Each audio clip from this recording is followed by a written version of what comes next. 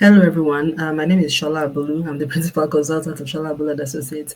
So today we're going to be doing a short video about knowing the difference between crisis management and crisis communications. I'm going to try to make this as short as possible, but I hope that you'll understand this. I mean, that it will be something that will be meaningful for everyone. And this is a prelude to our upcoming Issues, Crisis and Reputation Management course coming up on the 30th of October 2025 online. So this is just sort of like a preview sort of thing. So let's get right into it. Now, why did I decide to do a video about the difference between crisis management and crisis communications? Because I realized that many people don't know that there is a difference between crisis management and crisis communication. Stay with me on this. Now, crisis management is the management of a crisis. First of all, what's a crisis? A crisis is something that happens to an organization in a way that wasn't expected. It can cause a lot of disruption. It's an existential threat to the organization. A lot of people there's just a lot of stuff that is going on, and it's so serious that the company has to really has to make it a priority, and the business leaders has to get involved, the MD and all of that.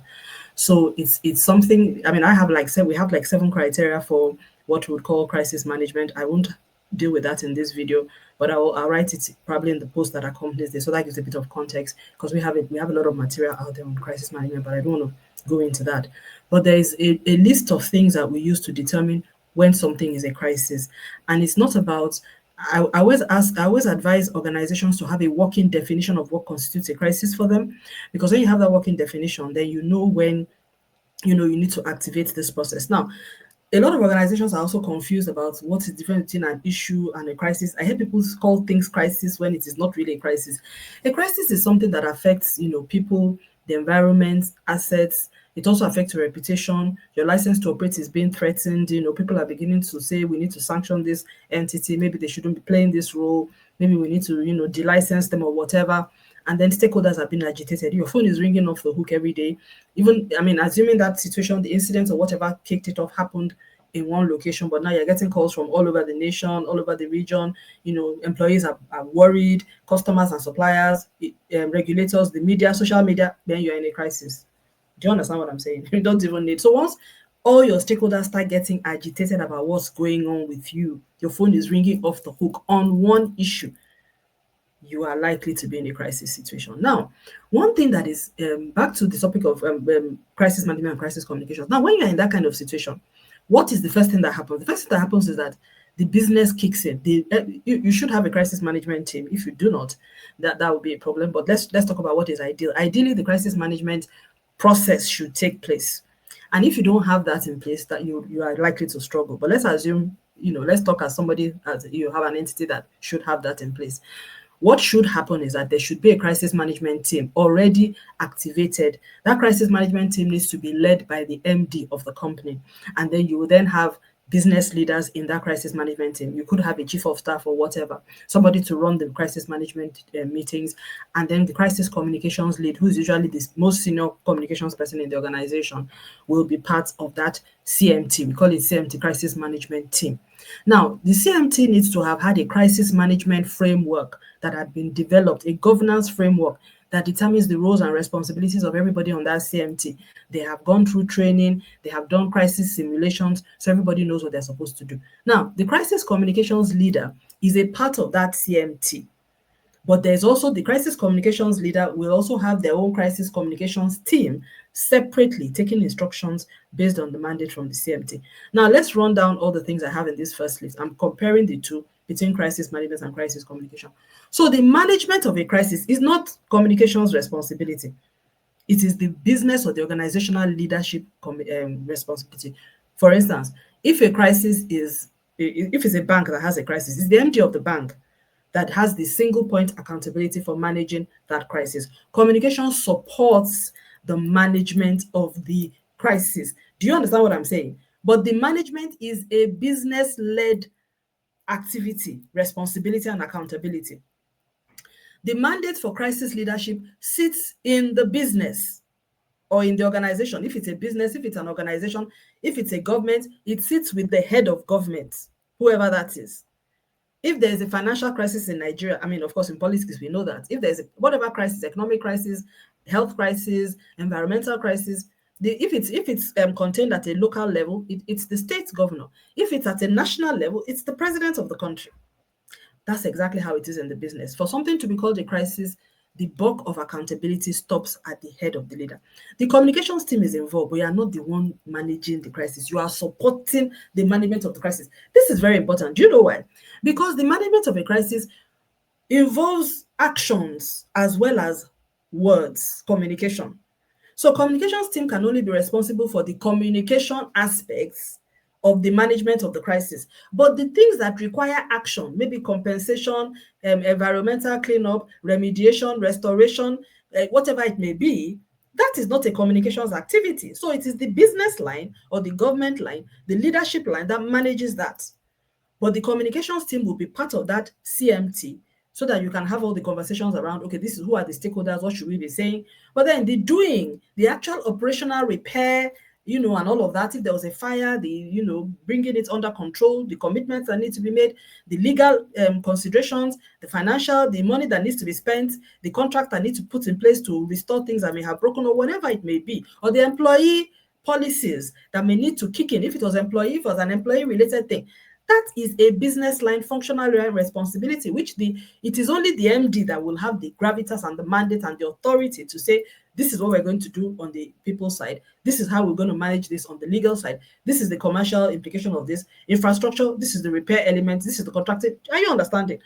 That integrated approach. Now, many companies that do not understand this, they treat crisis management as a purely communications issue, and they don't manage the crisis. They are busy trying to manage communications. I hope I'm communicating here. There's a big difference between the two.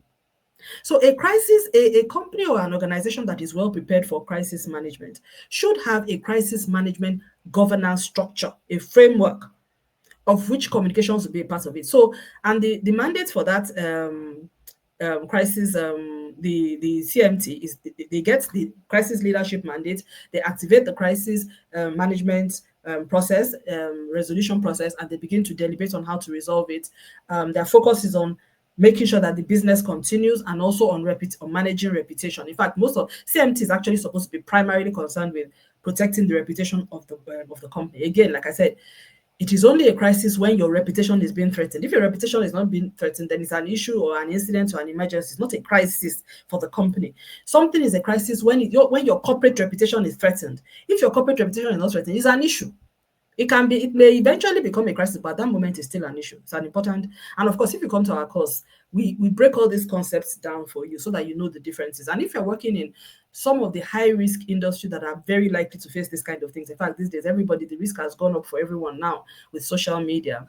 So it's important that you understand the difference between an issue, between a crisis, between an incident, and between an emergency, so that you don't treat everything like a crisis and you don't think that it's something that you can manage with your normal everyday operations. The thing about crisis management is that you need to have a separate governance structure from it, different from your normal operational things. So if it's an emergency, your normal operations can handle it. If it's an incident, your normal operations can handle it. If it's an issue, to some extent, your normal operations can handle it. But if it's a crisis, sorry, your normal operations cannot handle it. CMT has to step in. And that CMT brings in resources from all over the organization to resolve that issue. So the crisis management team works with the crisis management framework. Now, if you don't have a framework, what is a framework? A framework is a governance document that says what a crisis management process is supposed to look like for your company, for your organization, who constitutes the team, the criteria for constituting the team, what the team is going to deliberate on, who determines the mandate, what are the roles and responsibilities. All this needs to be set on time so that you can then work. And then you may ask me, why do you need to do all this? You need to do all this because this has proven to be the best way to manage crisis. The companies that come out well in crisis are those who have a governance structure, who have a CMT that has been appointed, that has been trained, that has gone through simulations before crisis hits. That mentality that many of us have, that we think, oh, when crisis hits, I'll just call one consultant and help you. It cannot work because the time it will take for that consultant to understand what is going on, a lot of things will have spoiled. Do you understand what I'm saying? It's better you prepare for war. I mean, which army have you ever heard of that they wait for battle before they get trained? That's an army that is not going anywhere. You train ahead of battle. So that's exactly how crisis is, because you can't run your business thinking that things will not go wrong. They may go wrong, and they may go very, very wrong. And so, so the entire the process, the reason why we have this course and we have these topics is to help organizations understand better how to manage reputation risk, how to identify issues, and how to manage them proactively before they become a crisis, or before they get out of hand, and how to make the difference between when something is a business issue and a reputation issue. Once it's a business issue, like I said, business can continue to manage it. But once it's beginning to threaten your reputation, then comms people have to come in, the stakeholder relations people have to come in, and there has to be an integrated approach into how to manage it. But if you don't even know, and these are one of the common mistakes that happen in issues and crisis management, where people manage issues, things that they should have managed in that integrated, joined up manner, they leave it to one team to handle it. And then that team just continues to fumble because they cannot see the big picture and know that, oh my goodness, this has become more delicate. It's not just about our department now. We have to bring everybody in so that we can manage the brand, the impacts to the brand, and all of that. So those are the kind of things we'll be teaching you at the course. So crisis management is very much business and organizational led. I hope I'm making myself clear. And if you still have some questions, please ask me in the comments and then I can explain a bit more. Or better still, join us on the 30th of October. Just register and you can see at the bottom of the screen the registration link. So the key performance indicator for crisis management is ability to resolve the crisis. Notice we use the word resolution here. Resolution means that whatever it is that led to crisis, you've resolved it. It's not that you made it disappear. Resolution means you solved the problem. That's what crisis management does. So, and before you can resolve a problem, like I said, it's not communications. Communications just helps to explain, it provides context, it helps to douse tension, but it doesn't necessarily resolve, except if the problem was a communication issue or a misinformation issue. But if it was something that really required you to do certain things, just communicating enough is not enough. You need to do something and then communicate about what you've done. Am I communicating here? So the management of the issue is bigger than communications, but communications is a significant part of it. Do you get? So you need to have that structure. Now we finished with crisis management, at least to the point I can do on this recording. Crisis communications is therefore the communications element of that crisis management mandate, and it is led by communications. So what happens typically in a best practice setting is that the communications leader will be part of the CMT, the crisis management team, give their own perspective on stakeholders, what's happening in the media, what's going on in social media on this issue, the conversations that are happening, the negative sentiment, media mentions, will do all that analysis and bring it into the room. And the business leaders will share, like the legal aspects, the commercial, the production, the operations, customer supplies, whatever it is that is going on, regulatory concerns, me and all of that. And then they discuss it, and then the crisis leaders together, they come together with a solution. That solution will have actions for HR, will have actions for operations, may have actions for the legal people. It will also have actions for the comms people. So the comms person takes those actions. But I also need to make a point that communications is a much more integral part than the others, because in crisis, most of the time, crisis tends to get worse because of poor communication or miscommunication, or not mapping your stakeholders well. So you don't know, you are focused on some stakeholders, maybe you're focused on government, you're not paying attention to what's going on social media, or you're not carrying your staff along, So what the communications team helps is to make sure that while the business people are focused on solving the problem, somebody is managing relationships, somebody is communicating, somebody is telling people what they need to hear and know. Do you understand what I'm saying? So that's where the communications team comes in. They focus on those elements that have to do with messaging, relationships, hearts and minds, sentiments, which is very, very, that is in crisis communications, ignoring sentiments. In fact, crisis management as a whole, ignoring sentiment is a big mistake. So while the business is likely to be more focused on the logic of the situation, crisis communications focuses on the sentiment and the heart and the minds, winning over the hearts and minds, and doing it in an ethical way. So the crisis communications team is led by the communications manager or leader or chief communications officer, as it may be. And then, they work with the mandate from the CMT. There's a crisis communications team, which is set up separately. And in that team, it will be led by the manager or whoever that senior person is. The person will take all the mandate on all the discussions from the CMT and share with the team and say, this is what's going on, this is what we need to do, this is where, the conversation is going. And then they do all the stakeholder mapping, the communications, come up with the messaging, the media strategy, the content strategy, the platform strategy, all of that, bearing in mind what is happening, messaging, all of that. They come up with the whole crisis communication strategy. and then they feed that back to the CMT, or the CMT again gives them the mandate, go ahead and do this, issue this press release, do this and do that. This is the central messaging. They will approve all of that. There's that back and forth, and then you decide what you're going to do. But the KPIs for the crisis communication team are different. Even though it's integrated, it's aligned, it can never be misaligned, because the whole essence of this is to attain integrated alignment. But it's a different focus. So KPIs, key performance indicators for the crisis communications team, is not just about resolving the crisis on that macro level. It's about managing relationships in that space, in the micro level, one-on-one group relationships, the people who are most influential and active and interested in that. It's about managing the communication and reputation. And then the immediate KPI is about de-escalating the issue in the media space. That's very important. And it's important to do that de-escalation in an ethical and a sustainable way. Particularly emphasis on that ethical way. Sustainable, because sometimes people are too much in a hurry to de-escalate. They don't get enough information. They put out messaging that eventually now new information now comes, and then you now find out that what you said, people are now like, yeah, but this is not exactly the true picture, which is why I said sustainable de-escalation. Because what's the point of de-escalating in 24 hours and then in 48 hours your message does not age well? So you need to make sure that whatever it is that you're putting out, or whatever strategy that you take, is such that will stand the test of time. And that's where skill, expertise, and competence comes forward. So it's a little bit different. So this is just, this is supposed to be a very short video, but I'm just bringing this out there. We're bringing this out there just to show that difference between crisis management and crisis communication, and why it is important for you to get training on crisis management. Because even this thing that I've shared with you here, if you do not come into a class and have these things taught to you, they're not things that will jump out at you ordinarily just like that. This is one of those things that you really have to be taught.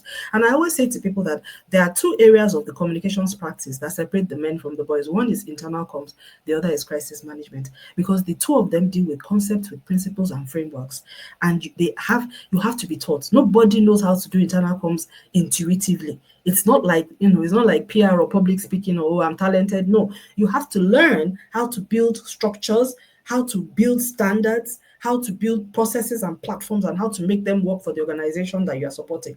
For internal comms, for crisis management too, you have to be able to build a structure and a framework. Otherwise, how will you make your organization know what to do within a crisis? Because most of us as comms leaders, we're not running the business. And at the end of the day, if you go out there, which we've seen, very frequently in Nigeria recently, where the comms team goes out on a limb and says certain things, and then the crisis, the leadership of the business leadership comes later and says, no, that's not actually, that is not in line with our values. So at the end of the day, it is left for us to advocate for organizations to have this crisis management framework in place, issues and crisis management training to be given, so that people know the sensitivities around messaging and around communicating during periods of crisis, and the do's and the don'ts, and everybody knows their responsibilities, and there are processes in place to guide both the communications people and the business people as well. So I think that's just it for now. So that's just what I was trying to say. I hope you can join us on the 30th of October. Watch out and follow us on all our pages, and you'll see us talking a lot about content on issues and crisis management and reputation management in this month.